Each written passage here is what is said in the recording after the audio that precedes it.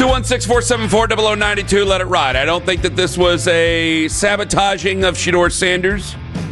I don't think they tried to do Shedeur Sanders dirty. There's a couple people who do. I believe Emery Hunt is one of those people. He'll join us this morning at 9:20 from CBS Sports. We'll talk to him about that. Daryl Ryder going to join us at 8:20 this morning. We'll also do About Last Night coming up at 7:45. My depth chart hasn't changed, even though it's not fair. I don't think it's fair to Shedeur.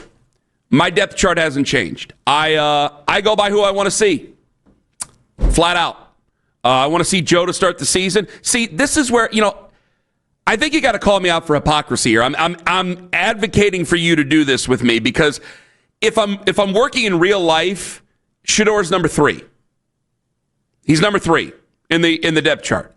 If I'm working in my own, I think it's just not a fair thing to do. So I kind of have to run my depth chart by you, Tone, because it's like Joe, okay? Why do I say Joe? Do I want to see the 40-year-old quarterback go out there and play even though we have no future with him after this year? Yeah, that's a great thing to ask myself. And I say, well, you have to be responsible to the veterans. The veterans are there. You have to do it. And then I put Shedeur there, and my answer completely contradicts what I just said about Joe. But I also think by the time Joe's done, it's kind of up in the air where it's like, all right, because I like Shedeur. I don't know what his future is going to be. I just think he's got a higher ceiling than Gabriel or Pickett. So I might as well see what he has before I go to Gabriel or Pickett. Kenny Pickett, I don't think is going to be long for here. Maybe I'll end up being wrong. I think Dylan Gabriel will draw a pension someday in the league because he's a fine backup. But I didn't think Dylan Gabriel was overwhelmingly wonderful on Saturday. I thought it was a fine game. Shedeur was bad. Shedeur was trying to throw a touchdown on every single pass. I think he was trying to light up the sky, put highlights out there, and it just wasn't the right thing to do with third-teamers around you and you being a third-teamer. It was understand the offense. If you got to check down, get out of there, punt it away, and we'll see where it goes. I understand that he wants to go further, but that was not the situation, and you could clearly tell it was not the situation to do it. But that's where my depth chart is, even though I know it's hypocritical. Well, let me ask you this. It's totally hypocritical. No, but I get where you're coming from. I guess I would ask you this. If it weren't a Brown situation, because me and you were excited about Shedeur, last year. I mean, we were watching his games in college and talking about him like crazy. Go listen to our old podcast. So the part of the hype machine, like maybe we were responsible for it because we were talking about him all the time. If it weren't a Brown situation, what would you say for him if you truly cared about him?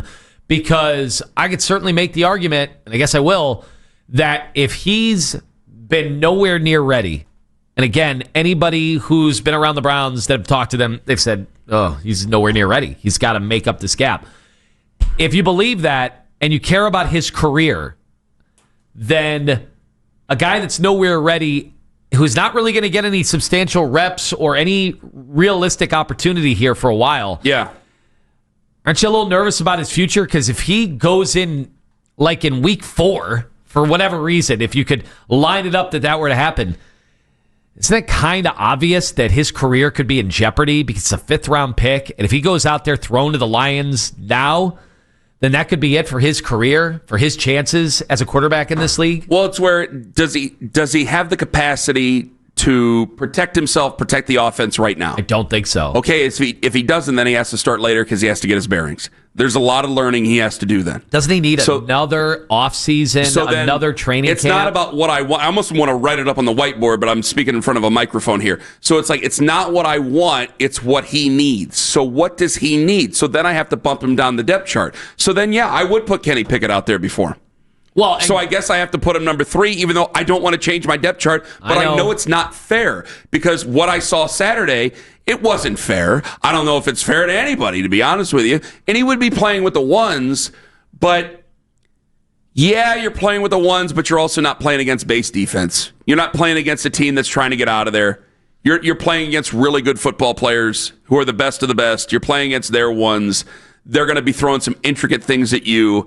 They're going to be trying to throw you off your game as best you can. Like, that's going to be a difficult spot. So now I have to find myself into going, do we trust each other enough here? Do we trust one another to run this offense?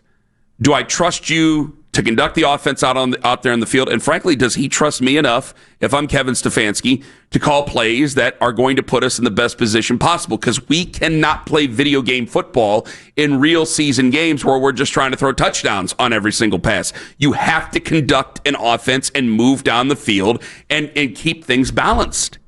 You have to.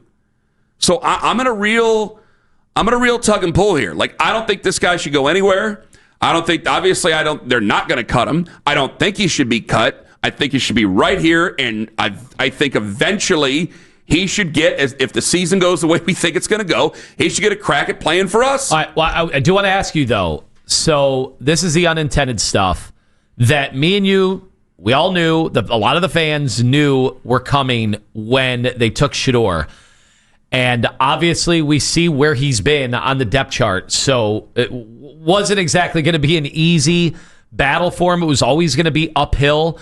According to guys like Zach Jackson, like his throws, his highs were better than anybody else. Like they were a thing of beauty. It's just wasn't ready for all the other stuff. Quarterbacking is not just making some throws, running around and making throws. That's not quarterback in the NFL. Mm-hmm. That's nowhere near close to quarterback in the NFL. If it were the case, there'd be so many other guys that would have had a chance to have careers. Just ask Johnny Manziel. He had some arm talent, did he not? That guy was not ready to be a quarterback. The quarterback is a lot of other things. And by all accounts, Shedeur has worked his butt off to try to get there. It's just not there as of now. What about all the other stuff that comes with it? Like, we're bringing on a guy today, let's be fair. Emory Hunt, right? We're bringing him on later in the show in the 9 o'clock hour. He had vicious things to say about Kevin Stefanski. We have a clip of it. Go ahead. A lot of times with coaches like Kevin Stefanski, it's ego over execution, it's plays over players. At the end of the day, you got to give this kid a shot to redeem himself. That's the beauty of being a rookie. You're going to go out there, you're going to struggle, you're going to have some success, you're going to struggle again, but you want to see them come out on the other side. Now, Shedeur had 5 sacks, 5 drives, just was trying to impress coaches, the fans, trying to live up to what Dylan Gabriel just put out there on the field. And Kevin Stefanski handled that situation and this whole quarterback competition horribly, because you removed an opportunity for him to redeem himself in that situation, to go out as a winner. And again, it's not just we all see it, players on the team sees it, players on the opposing teams see it. They know what's going on, they know what's going down, but it's all about Kevin Stefanski's ego. We saw this with Baker Mayfield. Oh, it doesn't fit my system. Well, your system has to be about the players that are in it. And we've seen him do this because the offense was completely different when Dylan Gabriel was out there. It was a lot of, short, quick passes to get the ball out of his hands, spread the formation, which is great. That's what you're supposed to do for a guy that thrives in that situation. So I don't know why for Shedeur the offense changed. He kind of wanted to curate something around him. But at the end of the day, Shedeur recognized he had to play better. That game looked a lot like that UCLA game his first year in Colorado. But I blame Stefanski for how he's handled this whole situation, because it doesn't look very coach of the year leadership-like to me. Well, the whole situation, I mean, in the game, to not have him come back out in the fourth quarter, I agree with him on that one. CBS. The audio courtesy of CBS HQ. Thank you very much. I agree with him on that one. I think that the play calling, again, there were shorter routes that he could have thrown. I don't think he was looking at the shorter routes when I was watching that game. And that's why I said I think he's trying to go big time on every throw. Yeah. And I think because things weren't going his way, I think that there was some anger there, some frustration. I think any of us would have been angry and frustrated. And he knows he's going to be on the team this week, and the guys in front of him aren't. And so you're going to be frustrated in that moment going, damn it, I can't look down the field. I can't get rid of this freaking football because I don't want to throw an interception, because then people are going to be going crazy at me. And I do. I think that there is too much paying attention to everything else going on when it comes to Shedeur. When it comes to Kevin and the Browns, they're trying to keep it all out of it. But it's going to be real hard to do as the season goes on. You got harsh criticisms coming from all sorts of directions. You've got people accusing Stefanski and really this organization, of all organizations, by the way, the stuff that was going on from some of the provocateurs, and I'll say it, the grifters, they were out in full force over the last few days, just accusing the Browns of not just sabotage. Well, let's be honest. I mean, they were making this racial. Like, yeah, the front office of Andrew Berry and the team that gave all the guaranteed money to Deshaun Watson is all of a sudden a racist organization. Like, this is what comes with this conversation. And yes, I realize social media is not often real life, but there are some real ex-players in this league and some real commentators. I mean, you just see the stuff. The Fox commentator, Mike Hill, was that it? Mike Hill, yeah. Did you see the stuff that he put out there about accusing this organization? I couldn't believe it. I could not believe it. Yeah, I was pretty surprised by it. I mean, you guys have to understand, and we say it all the time, and then people get, I don't want to treat a fifth rounder like a fifth rounder like a fifth rounder. I think his ceiling is much higher than that. I'm pretty surprised that he dropped myself.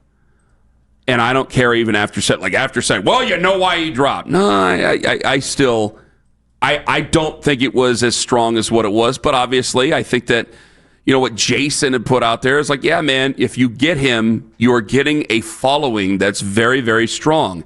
And if you don't think that he can start the season as your starter, are you going to be strong enough to deal with the following that he has, which is going to be strong, which is going to be going actively against your starting quarterback and then even your backup quarterback before the time that he's able to get in? And that's what I think what a lot of teams went through. But he needs to be on a team that really appreciates him. This is the team that appreciates him. This is the only one. It's the only one, guys. I'm not saying this to be mean-spirited at all. If you listen to the show, I like Shedeur. There's a guy on the station who likes Shedeur way more than I do even, and Tone likes Shedeur as well. So if you listen to the show, it's been a pro-Shedeur show. But I'm not being mean when I say this. The Saints got their guy, and they're getting him ready. The Jets got their guy, and they're getting him ready. The place that would truly, as what did Mike Hill say, that would appreciate Shedeur and all I got it here. It's not in the NFL. It's not in the NFL then. It's incredible. This is where it starts. And he could go out there and perform well and put the Browns. His next chance will be in December. So he can go out there and perform well and make one of these other teams want to kick the tires on him, as the Browns will definitely draft a quarterback in the first round, probably high in the first round next year.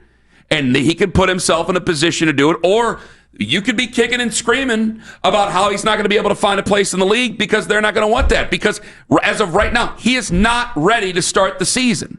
And everybody and their brother is saying, everybody and their whole family is saying about how this guy is being screwed over. There's improprieties going on. There are bad things going on. There are bad actors in this, and they shouldn't be doing what they're doing to Shedeur. You think that any of these other teams are going to sign up for this who don't have... Like Mahomes and the Chiefs could stand it. The Bills and Allen could stand it. There's about a handful of teams that could really do it. But there's a lot of teams going, nope, absolutely not. Absolutely not. Because of all the reaction. I think the Browns legitimately want to give him a chance. I don't agree with how they go about their business most of the time when it comes to giving guys a chance. I'll say that. I don't think that they're doing it on purpose. Put the boots to a quarterback on purpose? To send a message. This team that's this desperate. It's obvious they're sending a message. Send what message? To the fans who love him? Send a message to what? To the people about his jersey? To the money that they can make off his name? The money they can make with him as their quarterback? The billboards that they could fill up if he were good? They're sending a message to who? Who are they sending a message to?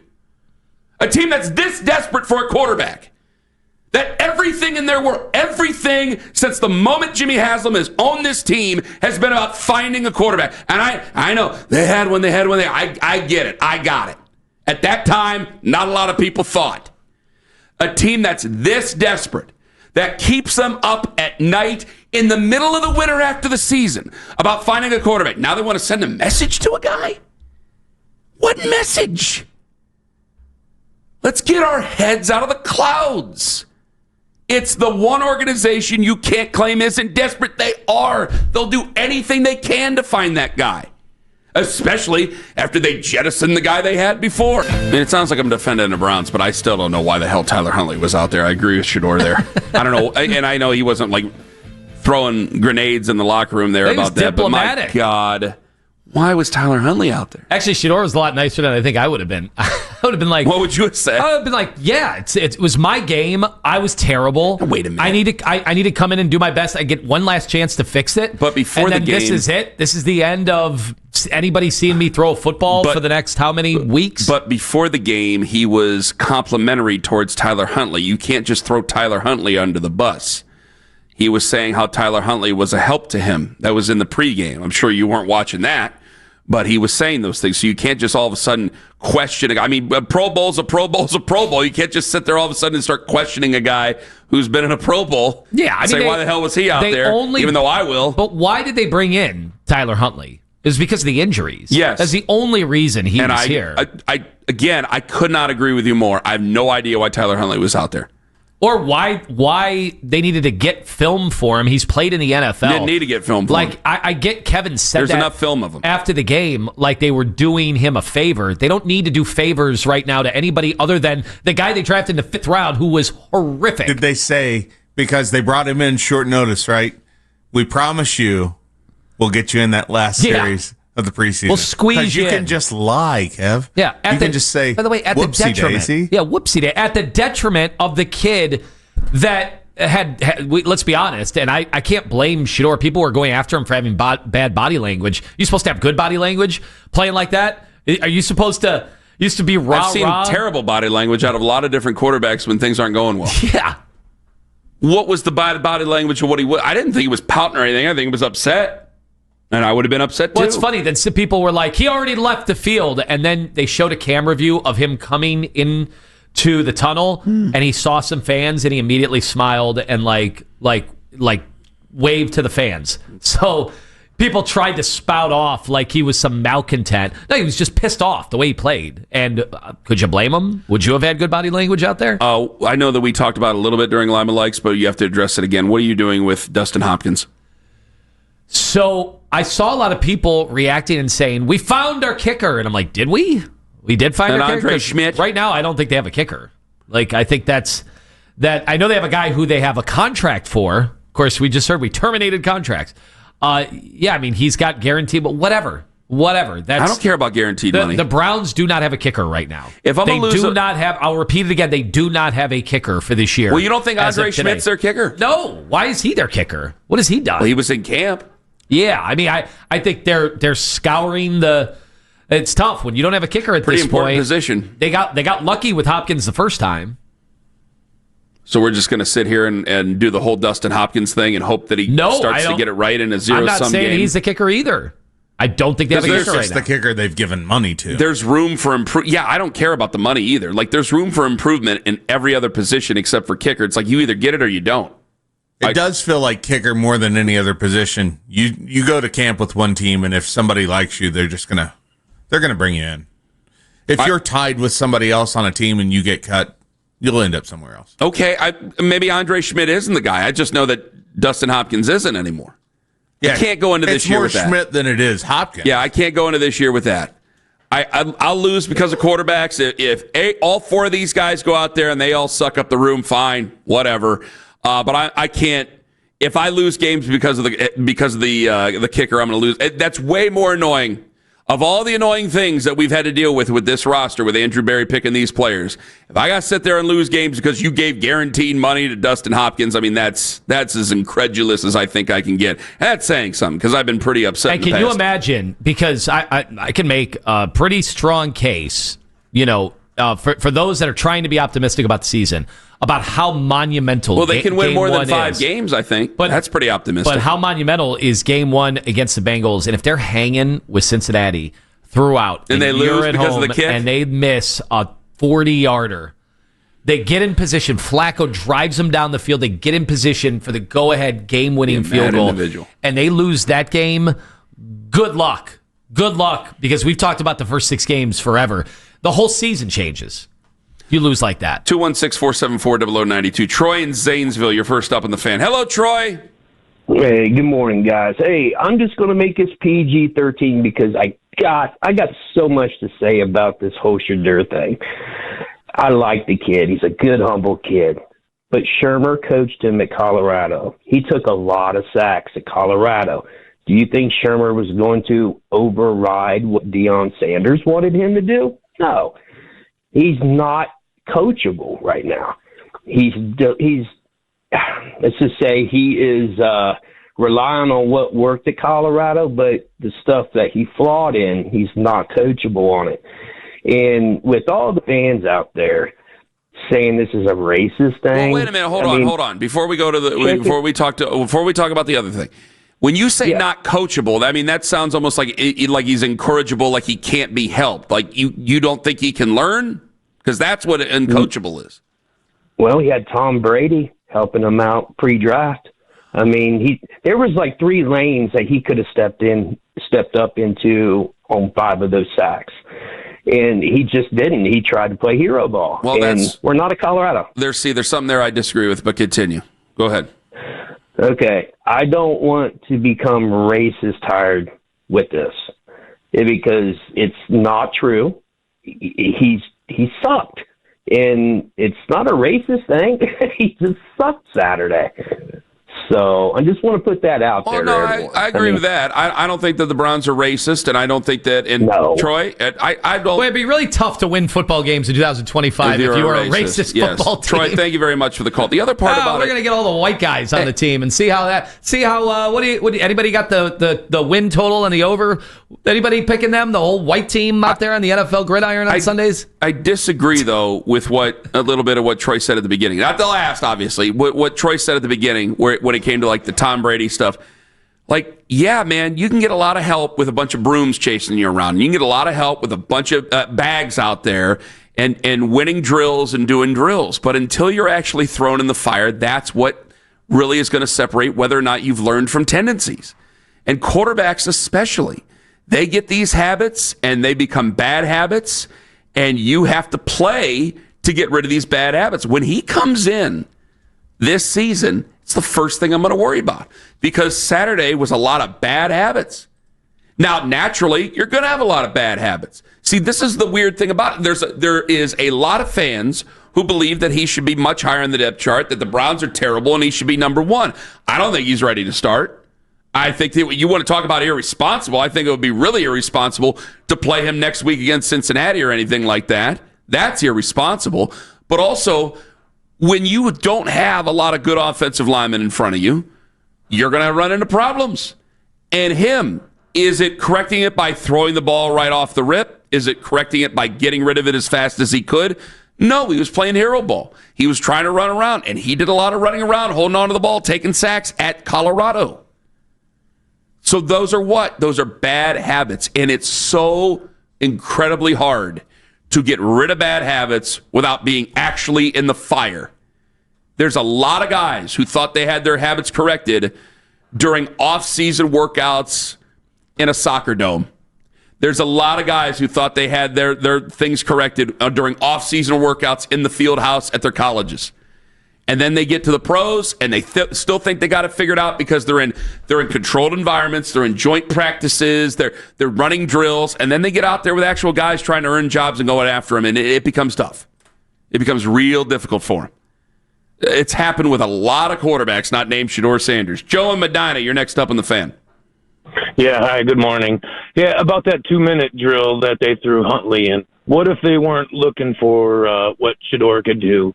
They've already seen what he was doing. What if they were looking for maybe one of the receivers that they knew that they were trying to look for, whether they were going to cut him, and they've already seen what they had with Shedeur, and they're putting him in there just to see everybody else. Well, I mean, he only attempted under the gun. He only actually, under the box score, he only attempted 1 pass. Now he attempted 2, but that was taken away because of the penalty. Yeah, but you just said that he had bad habits, drifting back, and all that stuff. So what if they were looking at a lineman that was trying to block, and they knew Shedeur wasn't going to be able to help that lineman out because he actually didn't give the lineman much help, did he? On a final drive of the game is what they were trying to do. Maybe. Yeah, I mean, he had how many drives? He had 5 drives. Yeah. And he went nowhere with it, right? But if I know it's not all about Shedeur and it's not all about the quarterbacks. The quarterback's Fine. the most important guy, But man, well beyond but you already offensive seen line him. depth. He ran what, 20 yards back? I already seen him, and I could. You know what? I could have seen him a sixth time. I could have seen him one more time. I could have seen him one more time. But you're not looking at him now, right? You're looking at the offensive lineman that's trying to protect the Yeah, quarterback. but I could also look at the offensive lineman and go, how many times did Huntley get sacked? Joe, he didn't get sacked from what I remember, but I'm telling you right now, I can look at the offensive lineman and go, hey, this guy's doing a good job. The guy behind him can't get rid of the football. I could always do that, can't I? Yeah. These are all coachable, Exactly. teachable moments, and they were deprived of getting that in the final drive. I mean, with the guy that everybody wants to see. hey, Joe, it's not an insult. Well, but not everybody wants to see. The coaches done seen them. The coaches know what's going on. Just the fans and the media want to see them. The coaches don't want to see Shedeur. They want to see Tyler They don't Huntley. want to see if he can orchestrate a drive in under 2 minutes. Joe, thank you at the for end the of a call. game on an NFL level, even if it is a preseason game. I would think they'd want to see that. Now they don't know. They don't know how he would react to that. Maybe it would just be horrendous. Couldn't be worse than what we had already seen. The only thing I would think of is that you didn't have a firm grip on the offense before. How am I going to speed things up and you're going to have a firm grip on the offense now? Yeah, okay. but Maybe they thought they were putting him in a bad situation if they were putting him in there. The 2 minute is such a different, and special. I get it. It was the third preseason game, and I get who he was playing with and who he was playing against. Bunch of guys that will never play in the NFL. That's true in all cases in the third preseason game. But there is part of this reality of the final 2 minutes is not really like the rest of a football game. Final 2 minutes is a lot of react, and it's a lot of scramble situation. And it is sometimes where we've seen offenses be stagnant in a football game until the final 2 minutes. And it's different. It's just a totally different type of a game.